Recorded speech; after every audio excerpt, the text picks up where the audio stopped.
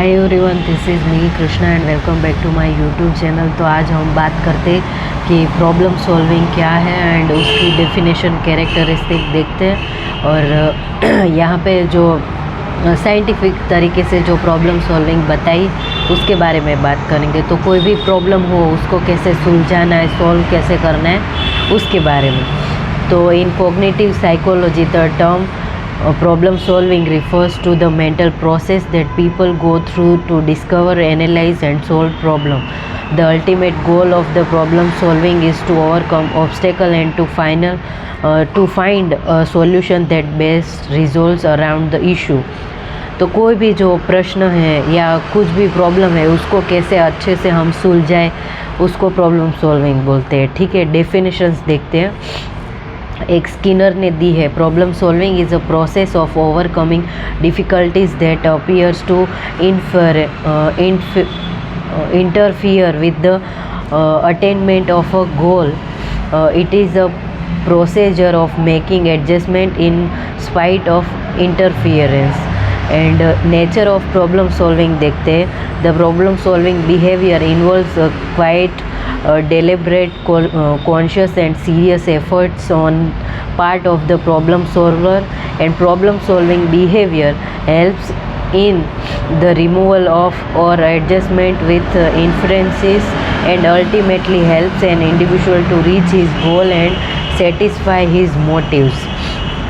तो ये नेचर थे। फिर स्टेप्स देखते हैं। तो स्टेप्स में पहले हमें आइडेंटिफाई करना है कि प्रॉब्लम क्या है, फिर एक्सप्लोर करना है, फिर सेट गोल्स। तो यानी हमें क्या प्रॉब्लम है और हमें क्या सुलझाना और क्या हासिल करना है उसको सेट गोल्स बोलते। पछी फिर है लुक एट अल्टरनेटिव्स। तो हम ये प्रॉब्लम है उसको सुलझाने के लिए क्या अल्टरनेटिव सोच सकते हैं उसके बारे में सोचना है। फिर सिलेक्ट, फिर इम्प्लीमेंट एंड इवैल्यूएट। तो इम्प्लीमेंट यानी उसको देखना है ये करके कि ये काम कर रहा है, वर्क कर रहा है कि नहीं। और इवैल्यूएट यानी कि उसकी हमें परीक्षा और निरीक्षण करना है कि ये कैसे काम किया और ये कैसे हो रहा है। ठीक है, फिर आगे है एक माइंड मैपिंग जो टोनी बुजान ने दिया था। और माइंड मैपिंग वो टोनी बुजान ने दिया और माइंड मैपिंग है वो 1917 में उन्होंने दिया। और ये हमें एक पिक्चर और ये फ्रेज़ है जो ऑर्गेनाइज किया और इसको एक थॉट बोलते हैं। जैसे हम हमारे माइंड में कुछ भी सोचते हैं कि आगे मुझे ये करना है, ये करना है, तो I have to prepare for this GSET exam, UGC NET, JRF. और जेआरएफ करने के लिए मुझे इतने मार्क्स लाने पड़ेंगे।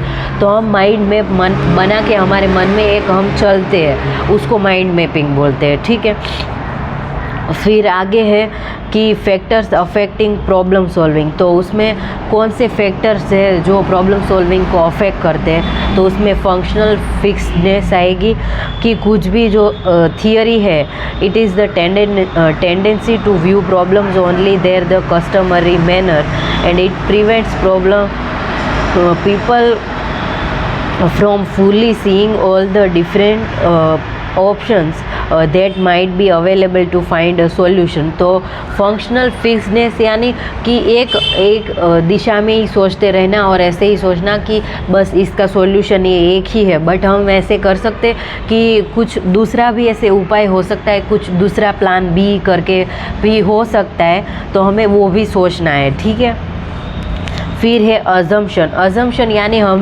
पहले से ही कुछ सोच के हमारे मन में ऐसे लगा देते कि ये तो मेरे से होगा ही नहीं, अब इसका द एंड हो गया है और मैं आगे कुछ कर नहीं सकता। तो ऐसे अजम्पशन हमें नहीं लगाने चाहिए, हमें ट्राई करना चाहिए। कोई भी प्रॉब्लम है उसका सॉल्यूशन होता ही है। ठीक है, फिर इररिलेवेंट एंड मिसलीडिंग इन्फॉर्मेशन। तो इररिलेवेंट एंड मिसलीडिंग इन्फॉर्मेशन क्या होता है कि कोई भी प्रॉब्लम है तो हम दूसरों को जब पूछते हैं और दूसरे लोगों की हम राय लेते हैं, उनका ओपिनियन लेते हैं, तो उनके मन में और उनके जो विचार है वो लोग आपको बोलेंगे कि ऐसे होता है, वैसे होता है। जैसे फॉर एग्ज़ाम्पल, मैं अभी एजुकेशन में मेरा नेट हो गया है तो मुझे एजुकेशन में आगे बढ़ना है और मेरा पीएचडी भी मुझे एजुकेशन में ही करना है। तो लोग मुझे काफ़ी सारे लोग हैं वो मुझे बोलते रहते हैं कि कितनी पागल लड़की है कि पहले इंग्लिश लिटरेचर में मास्टर किया और अभी एजुकेशन में तुम्हें करना है। तो लिटरेचर है वो भी मेरा मतलब इंटरेस्ट का एरिया ही रहा है, बट मुझे उसमें पीएचडी नहीं करना है। और मुझे ये एजुकेशन में पीएचडी इस वजह से करना है कि इसमें प्रैक्टिकल स्कोप है और मैं कुछ ऐसा करना चाहती हूँ कि जो हमारे एजुकेशन सिस्टम को चेंज करे, वैसा कुछ मुझे सोचना है और वैसे मुझे पीएचडी उस टॉपिक पे करना है। तो लोग आज भी मुझे ऐसे बोलते हैं कि मैं पागल हूँ, ऐसे हूँ वैसे हूँ। फिर ऐसा भी बोलते हैं कि एमएड करके फिर एजुकेशन में तो बहुत सारे लोग करते हैं, तो तुम्हारी क्या वैल्यू रहेगी। तो ये मिसलीडिंग एंड मिस इन्फॉर्म हुई और लोग तो कुछ भी बोलते हैं कि ये हुआ वो हुआ, बट हमें पता होना चाहिए कि क्या है। तो जो एजुकेशन है अभी बीएड एमएड, तो एजुकेशन जो है बीएड और एमएड के जो टीचर प्रोफेसर है वही नहीं रहेंगे तो किसको कौन पढ़ाएगा। तो सब बोल रहे हैं कि इसकी तो कोई वैल्यू नहीं रहेगी, कुछ नहीं रहेगा। तो वो भी पागल लोग हैं। मैं उनको, जो मुझे पागल बोलते हैं उनको मैं पागल बोलना चाहती हूँ इसकी वजह से कि भाई ये फील्ड ऐसी है कि इसमें कभी ऐसा होता नहीं है कि ऐसा हो गया कि बहुत ऐसे लोग आ गए, ये हो गया वो हो गया। क्योंकि जो टीचर्स होते हैं और जो प्रोफेसर्स होते हैं उनकी कभी डिमांड कभी ख़त्म नहीं होती और अभी एजुकेशन में बहुत बदलाव आ रहे हैं, चेंजेस आ रहे हैं, तो कभी ऐसा हो नहीं सकता। और वो लोग बातें ऐसे करते हैं जिनको कुछ ज़्यादा इन्फॉर्मेशन नहीं होती, वो लोग जो आपसे जलते हैं और कुछ उनके पर्सनल इशू हो सकते हैं। तो मैं ऐसा सोच के बैठ जाऊँ भाई मैं पीएचडी मेरा एजुकेशन में करूँगी, इन लोगों ने तो मेरे बारे में ऐसे बोल दिया है, तो ऐसा नहीं होता है। ठीक है, ओके।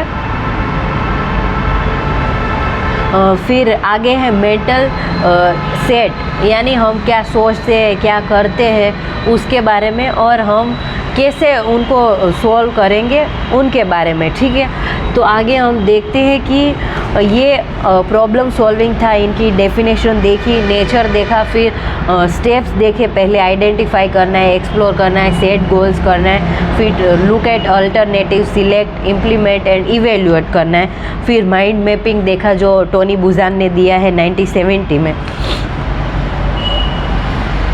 फिर फैक्टर अफेक्टिंग प्रॉब्लम सॉल्विंग, तो उसमें फंक्शनल फिक्सनेस, फिर assumption, irrelevant, misleading information and mental set. तो ये प्रॉब्लम सॉल्विंग के बारे में था। आगे मैं आपको क्रिटिकल थिंकिंग है उसके बारे में बताऊंगी। तो for now I will and this video. By people, happy learning and thank you so much.